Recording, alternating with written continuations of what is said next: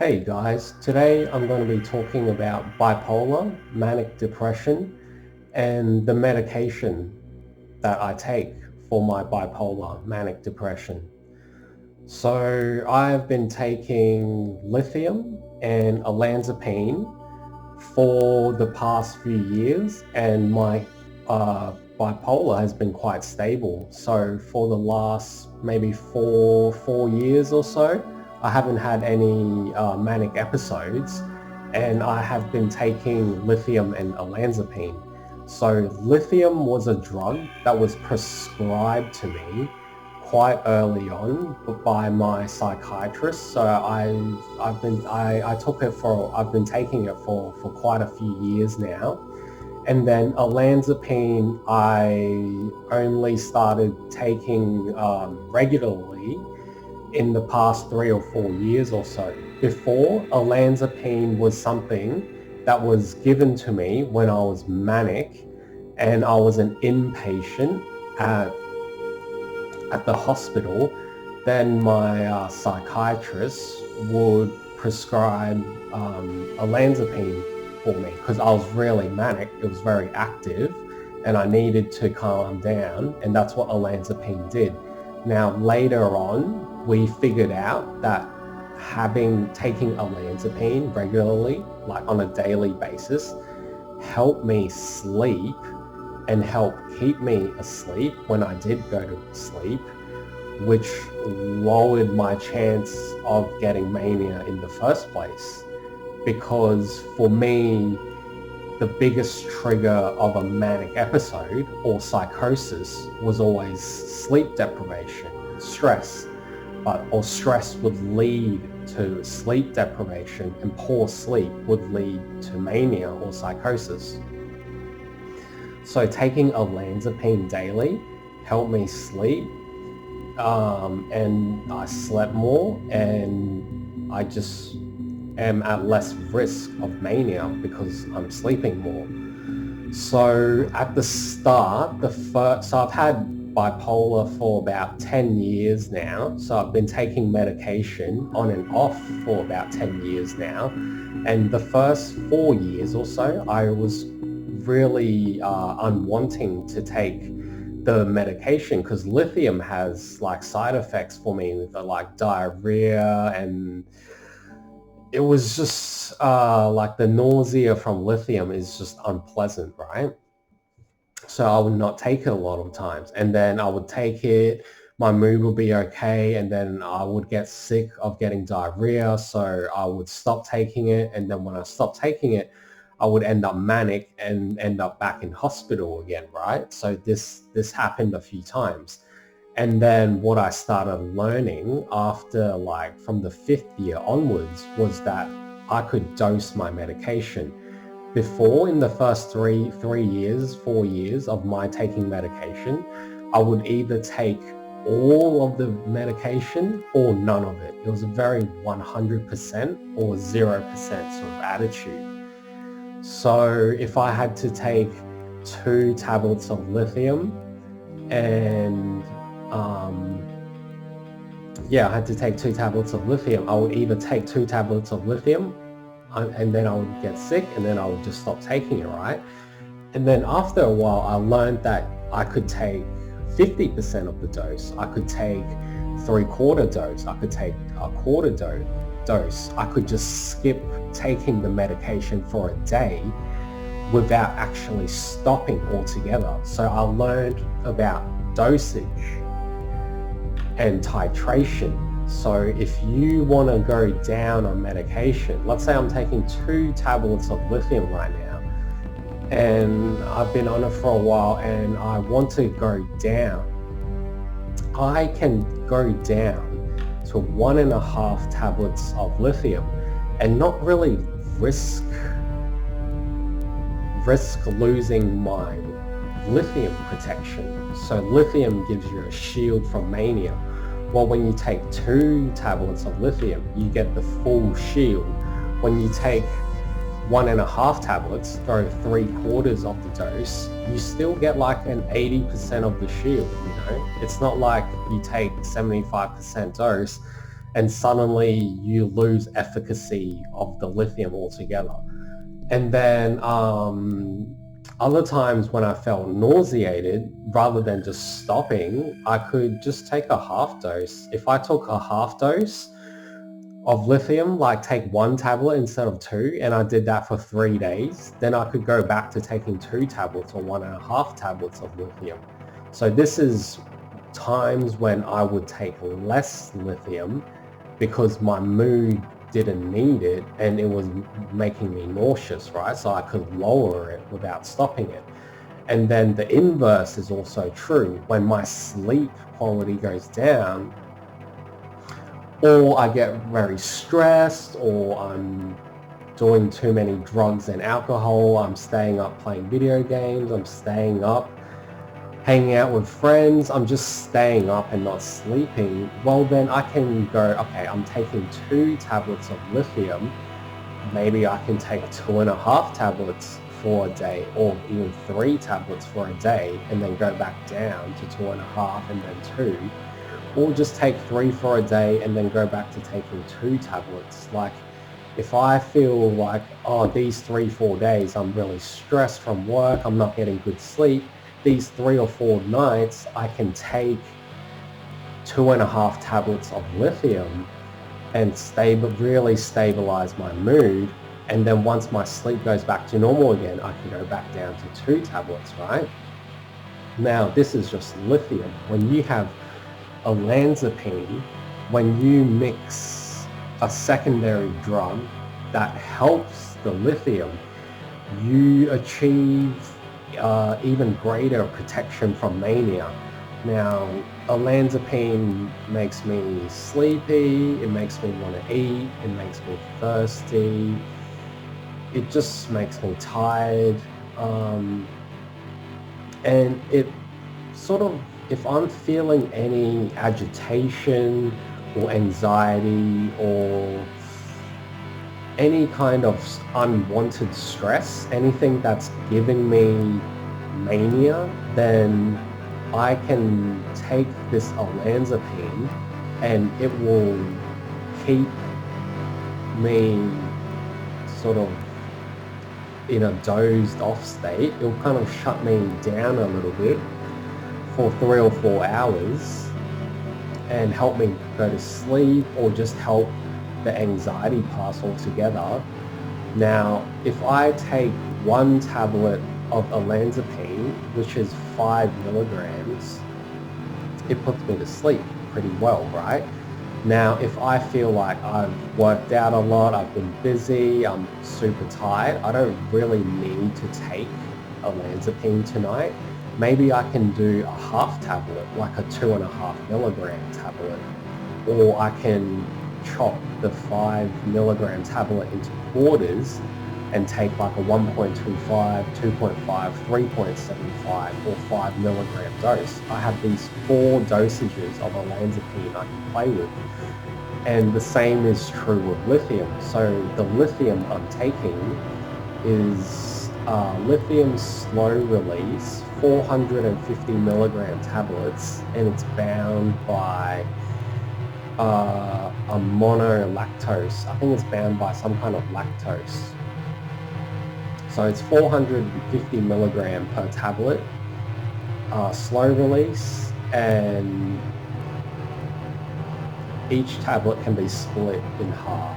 So there's a groove in the middle, which lets you turn 450 into 225. So you can have a 225 dose, a 450 dose, a 675 dose, or a 900 milligram dose of lithium. And you can go up more further, of course, you know, like up, if you take 3 tablets, that would be a 1350 dose, and if you take 2.5 tablets, that's 1175 milligram dose. So there's all these dosages, 4 dosages of olanzapine, 4 or potentially 6 dosages of lithium to choose from. And now I have all these dosages, I have 2 medications I can I can change the dose of, and I can do all of this based on my current situation. If I'm very busy and I'm very active and going to the gym, I'm training a lot, I'm spending a lot of time outdoors, then I'm going to sleep a lot easier. So I can do a 2.5 milligram olanzapine, maybe do a 1.5 tablet lithium, like a 675 milligram lithium dose. And then let's say one day of the week, I'm like, all right, I just want to not take lithium or olanzapine today because I think I'm going to sleep great tonight because I hiked the mountain or whatever. I can do that, skip a day, and the next day I'm back on the regular dose again. Now, what this does is it lowers your tolerance of the drug. When you take lithium and olanzapine every day, your body develops a tolerance to it, and you kind of need to take more and more to get the same dose. So rather than falling into this trap of upping the dose over time, what I do is some days I'll take less lithium, some days I'll take less olanzapine, or some days I'll only take lithium, some days I'll only take olanzapine. This way, what I can do is, if I feel like I've been taking olanzapine, 5 milligrams, 1 tablet, the full dose for like the past 2 months, and this olanzapine is really not really, it's just lost its effects for me. What I can do is, I can just stop taking olanzapine for like 4 or 5 days, right? And I would choose a good 4 or 5 days where I'm exercising and being really busy a lot. So I'm going to fall asleep anyway, and I can take a couple of days off olanzapine, and then let's say I take 5 days off olanzapine. On the 6th day, when I take olanzapine again, my body's like, whoa, this is a big dose of olanzapine. Like we sort of forgot about olanzapine, right? And suddenly your tolerance goes down, and then the olanzapine puts you to sleep. It does what it's supposed to. Now, the other route you could take is you could take the maximum dose, and next time you see your doctor, you could ask, oh, can I get a higher dosage of olanzapine because I've been taking 5 milligrams every day. It doesn't really work anymore. I've built up a tolerance for it, and I just want more of this drug. And then you can discuss it with your doctor, right? So for me, I've been on 5 milligrams, and what I do is, a lot of the times I'll take 2.5 milligrams, and then I'll just save that 2.5 milligram olanzapine, and I'll put it in a little plastic box that I keep all my extra sort of olanzapine, extra lithium and extra olanzapine pills.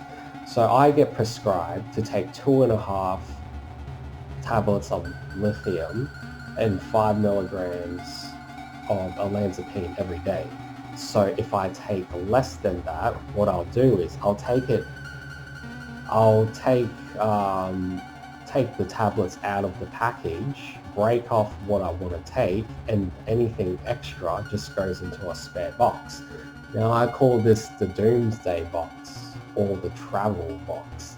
If you go traveling and you need like 3 months of olanzapine and 3 months of lithium, they're not going to give you 3 months of olanzapine. They will only give you 28 days of olanzapine at once, and you can only pick up more olanzapine on the last week of, on the 4th week after you've picked up your previous script. So they don't want you having too much olanzapine. Now when I go travel, this can be a pain. So what I do is I have all of these spare olanzapines that I've just not taken, or I've halved it, or I've broken some off. I've just kept all this stockpile of olanzapine and lithium. When I go travel, I can just take that out and it will give me enough tablets without running out when I'm overseas, basically. And then let's say for some reason I cannot have lithium and olanzapine anymore forever. Let's say, I don't know, the zombie apocalypse happens and my supply of lithium and olanzapine is cut off. This box will allow me to titrate off lithium and olanzapine and let me come off this medication gradually. If I didn't have any spare medication, or I just threw away all of this spare medication that I have, then if my supply gets cut off, I would just have a few days or a few weeks of lithium and olanzapine, and then after that I'd have to go cold turkey, right? Well, now I have this box of lithium and olanzapine that will last me a couple of months as I wean off this medication, right? So that's kind of what that box is there for. And since I paid for the medication, I'm just going to keep it. There was a time when I was like young and rebellious and cool, and I threw away all my lithium medication because I was so independent and I didn't want to take lithium anymore, and it was making me sick, and I was making a stand, and I wanted to prove to the world that I didn't need to take lithium anymore. I wasn't reliant on this drug. I was only reliant on myself. I didn't need this drug. I wanted to prove to the world that I could just tough it out and stop taking lithium cold turkey and not get manic. So what I did was I just had all my medication. I didn't take it, and then I threw it away because that was like really dramatic statement, right? But that's all young and stupid and stuff I did when I was just a stupid idiot, right? Nowadays I just keep my spare medication because it just sits in a box. If I need it, I'll have it. If I don't need it, it just sits in a box, whatever. Yeah, it doesn't take up space. The only thing to be said is medication can have an expiry date, it can oxidize, it can go off. So that's something you have to be aware of. Now, if you keep it in a cool, dry, dark place, like you just store it in your cupboard or like your desk drawer, then it's going to last for a very long time. Now, it varies from medication to medication, and it being stored in a blister pack is also going to extend the life of it significantly. If it was stored as like a bottle of pills and just loose pills that is exposed to air, every time you take a pill, you open it, you expose it to more air, that's going to go bad quicker. But if you have blister pack medication, then that's going to last for a long time. Yeah, years and years is one. I'm not worried about it. Once the medication comes out, then it's not going to last as long, but it's still going to last a long time. Yeah. Now, these days, when I take medication, I take more or I take less. Let's say right now, my mood has been stable. I've been taking about 1 or 1.5 tablets of lithium, and I've been taking either uh, 2.5 or 5 milligrams of olanzapine. Now, last week, I took about 4 days off olanzapine just to get my tolerance back up. And now that my tolerance is sort of back to normal, I'm taking like 5 milligram dose of olanzapine, and it's working well. My lithium has been about 1.5. and we're in a time right now where I'm kind of busy. I've been exercising. I've just had stuff on my mind that I've been doing, and my sleep has been pretty regular. So my risk of getting manic right now is very low. So I've just been keeping the lithium at sort of at like 1.5. Now, what did happen a couple of months ago, 2 of my toenails flaked off at the edges, and I didn't know if it was the lithium and olanzapine, but that's what my intuition told me. And what I did was I just started taking like a quarter dose, like a half tablet of lithium, 1.25, a quarter tablet of olanzapine, or I would just not take it sometimes, or I would alternate between stopping olanzapine and stopping lithium, right? Now, when I stop lithium, my lithium tolerance goes down. When I stop olanzapine, my olanzapine tolerance goes down.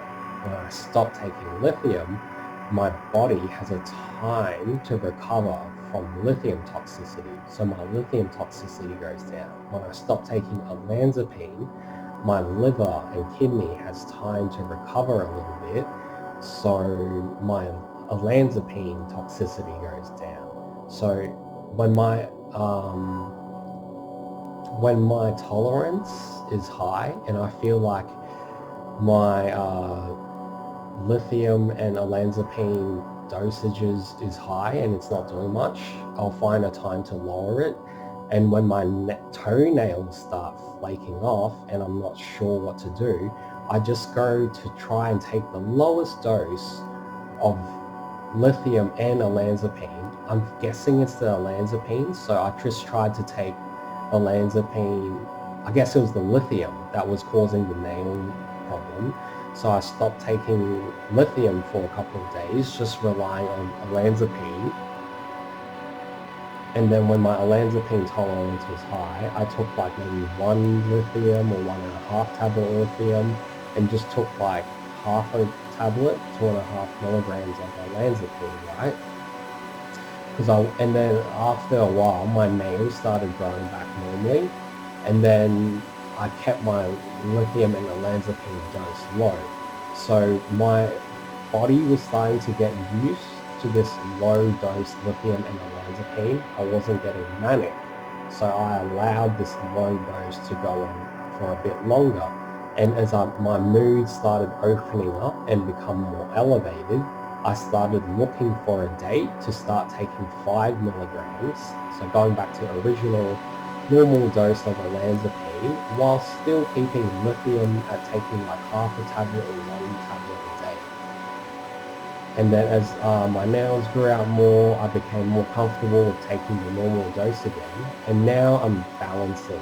So last night I took 1.5 tablets of lithium and 5 milligrams of the whole tablet of olanzapine, right?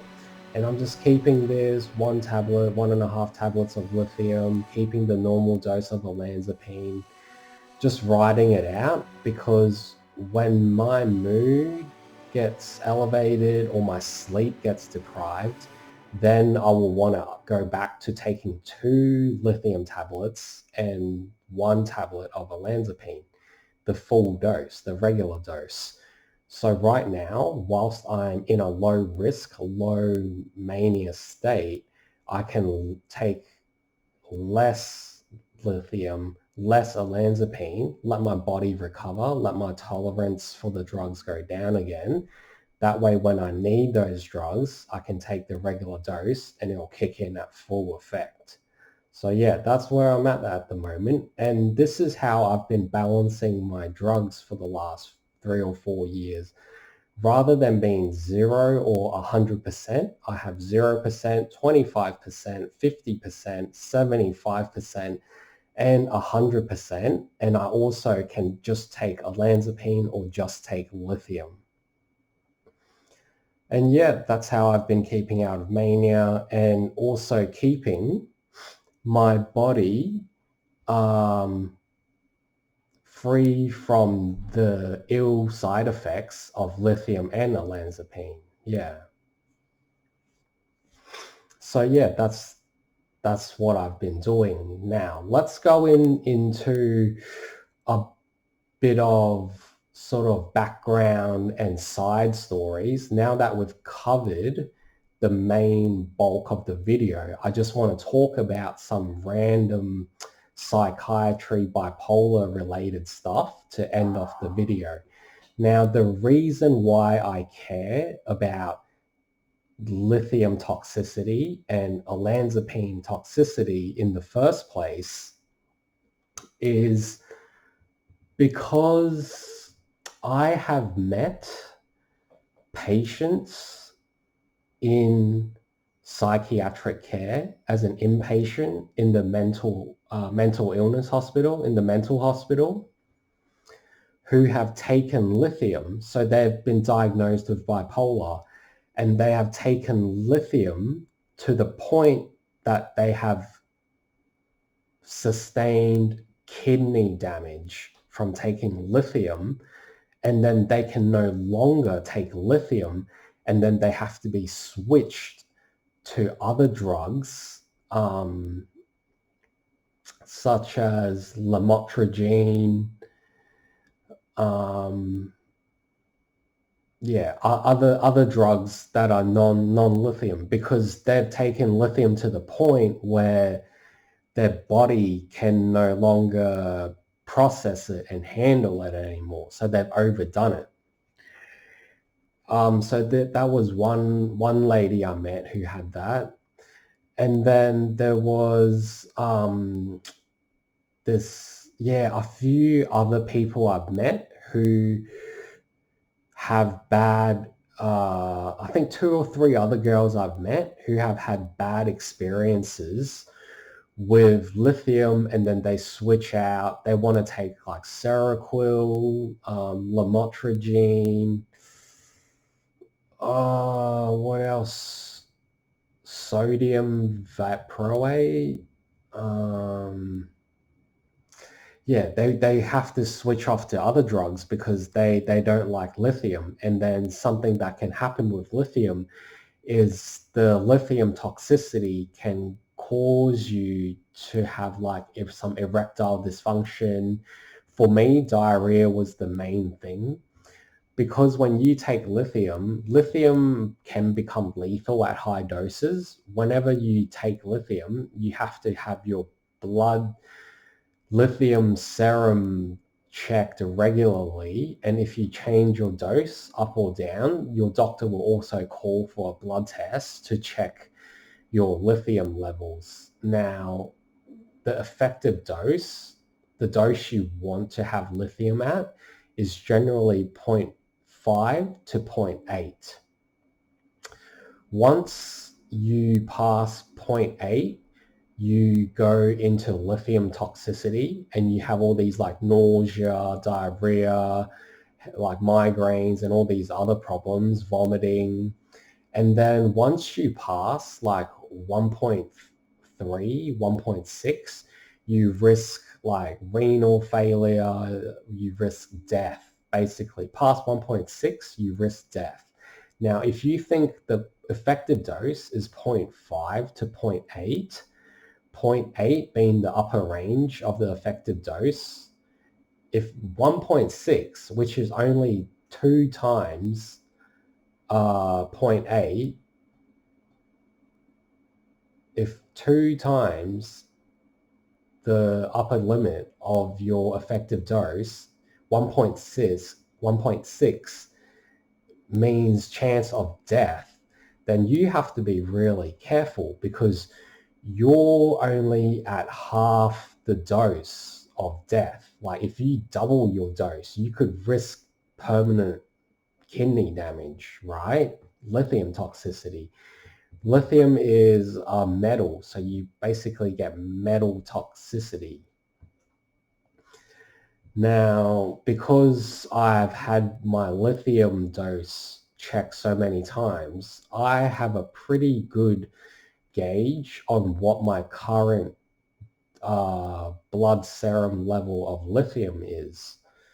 So when I take 2 tablets of lithium every day, 900 milligrams, the regular dose, and I take that for 3 months and I go get a blood test, my reading of lithium blood serum is going to be around 0.58 to 0.65. If I take, if I switch between 1.5 tablets of lithium, 675 milligrams, and then on the second day, I take 2 tablets, 900 milligrams, and I just take 1.5 tablets, then 2 tablets, then 1.5. I keep alternating basically.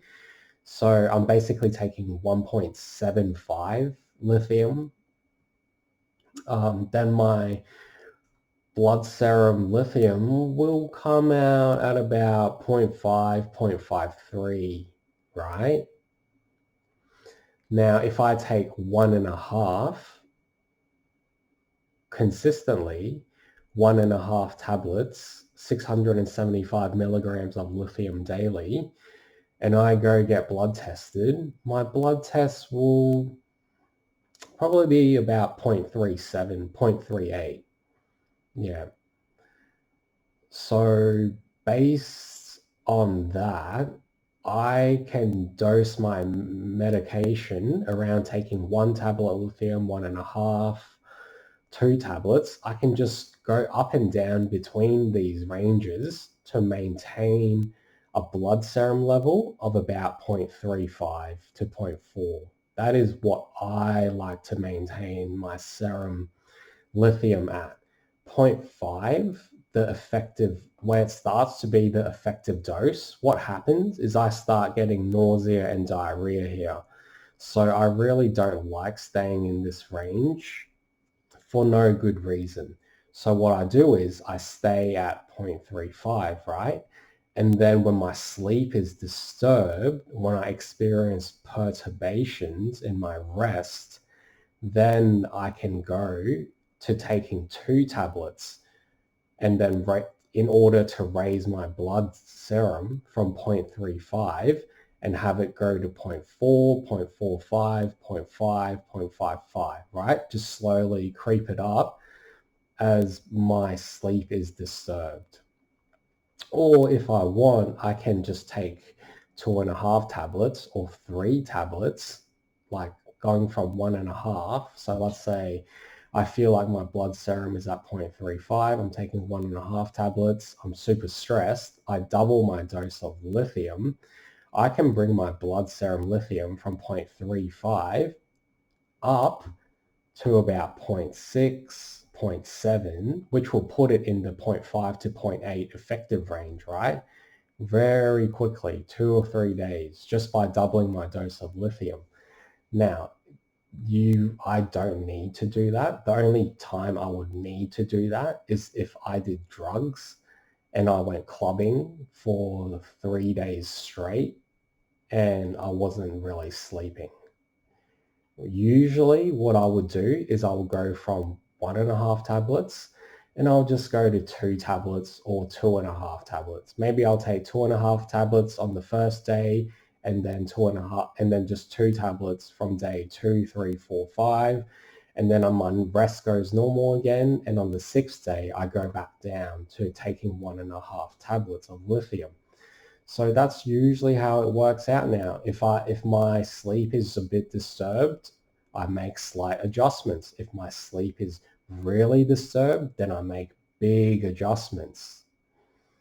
And with olanzapine, I'm taking 5 milligrams a day. Now, if I wanted to, because I have all these spare olanzapine saved up, let's say on a particular night, I did drugs. I went clubbing. I did not sleep that night. The night after that, I want to ensure I have good sleep. So what I can do is I can take 2 5-milligram tablets of olanzapine. I can take double the regular dose, get 10 milligrams of olanzapine, and that will ensure or have a greater effect on putting me to sleep, ensuring that I stay asleep. So there's all these ways I can manage, like if I have perturbations in my mood or sleep, there's all these ways I can tweak my medication up and down. It doesn't have to be 0 or 100. It doesn't have to be black and white. It's a sliding gray scale, and the advantages of taking sort of the minimal medication you need to stay out of mania, stay out of psychosis, is that you do less liver damage, less kidney damage, less lithium and olanzapine toxicity for your body. And you also keep your tolerance lower so that when you need it and when you really need that extra boost of lithium and olanzapine, you can take it and it will have greater efficacy because your body hasn't gotten used to it yet. Now, before I go, there's one last thing I want to talk about. When you have a psychiatrist, when you go into hospice and become an inpatient, you meet a lot of people and you see your doctor a lot. Now, your doctor will recommend books for you, and because my doctor recommended some books for me, I'm going to recommend these books to you. So if you have only recently been diagnosed with bipolar and you're on the start of your bipolar journey, there are simple books that will introduce you to bipolar. After you've read those introductory books, you can read more about the genetics of bipolar, the history of it, the medication, the history of lithium. You can start reading a little bit more in depth about bipolar and medication and the treatment of bipolar. And then after you've read those books, you might want to read even more and get even more deep into bipolar medication and psychiatry. And that's when these books came in. So I borrowed these books from my doctor. I borrowed this book from my doctor. I read through it. I kept it for about a year and I returned the book to my doctor. Now, later on, after I returned the book, I realized I wanted to read it for myself. So I ordered the book for myself. So the book is Depression and Bipolar Disorder, Stahl's Essential Psychopharmacology by Stephen M. Stahl.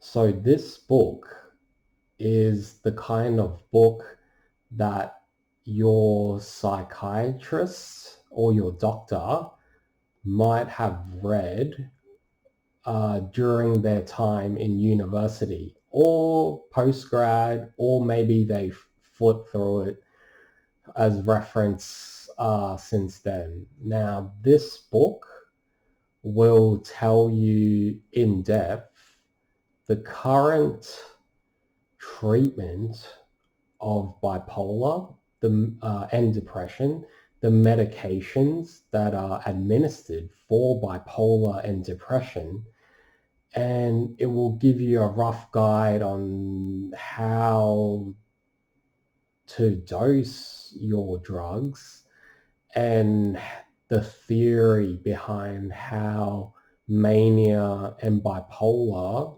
and then your manic episodes and your depressive episodes, how those should be managed and treated. This book has there's like pictures in it, yeah? So it's like a colorful sort of picture book. Now there is text, but under all the pictures is a caption. So the book recommends at the start, you go through and read all the diagrams and their captions. And then on a second read through, then you start reading through the in-depth information. And what I've done so far is I've read through all the pictures and their caption. And nowadays I just flip to what I'm interested in and read the in-depth information on that. So yeah, if you want to know even more about sort of psychiatry and bipolar treatment, that's a good book to get. Now, this book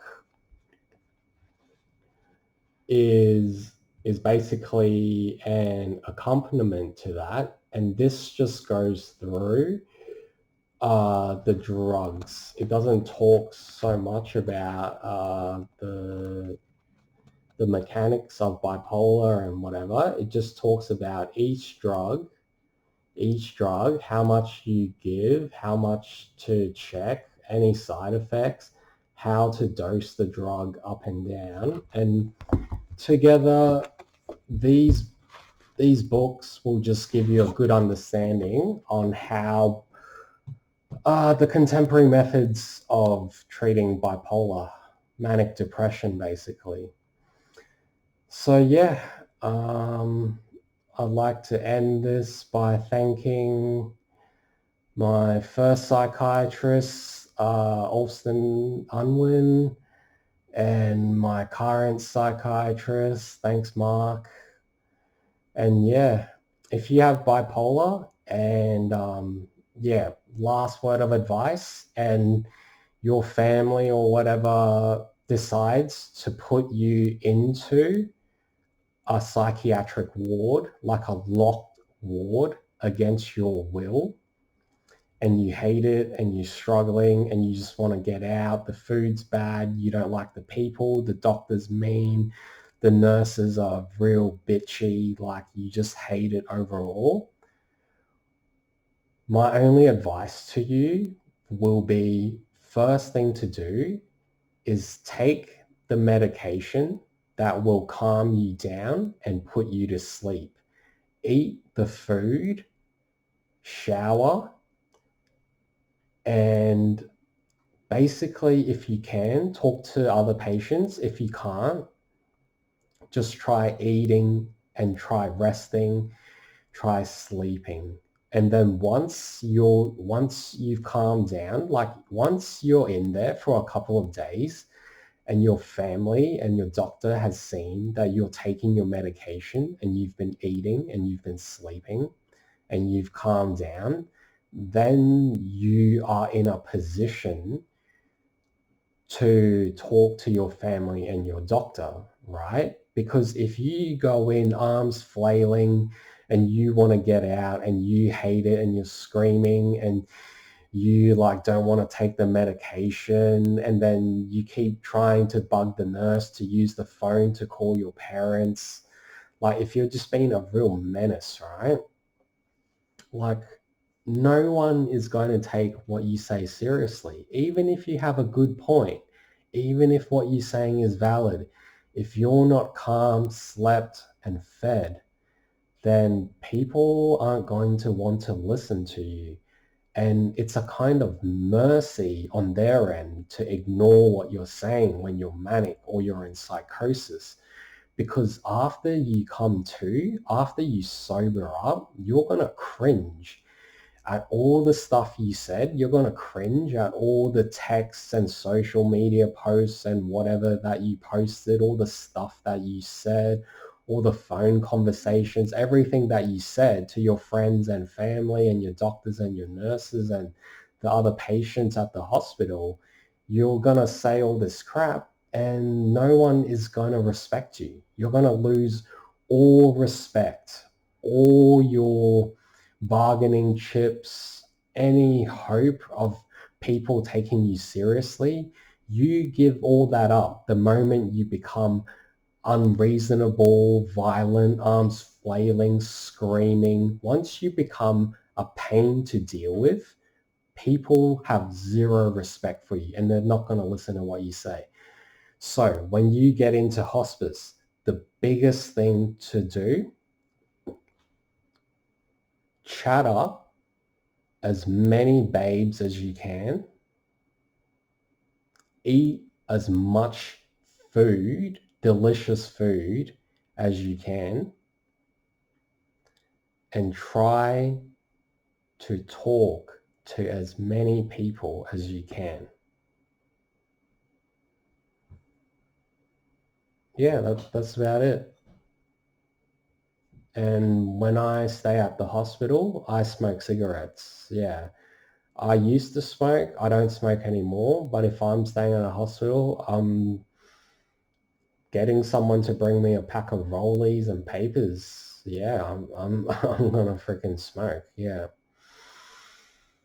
So yeah, if you get stuck in hospital, you want to try to make the most of your time there, and you want to observe what the nurses and the doctors are doing to treat you. You want to observe the dosage of medication you get, the types of medication that you get, the times that you take medication, when you take food, like when you eat breakfast, lunch, and dinner, when you go to bed.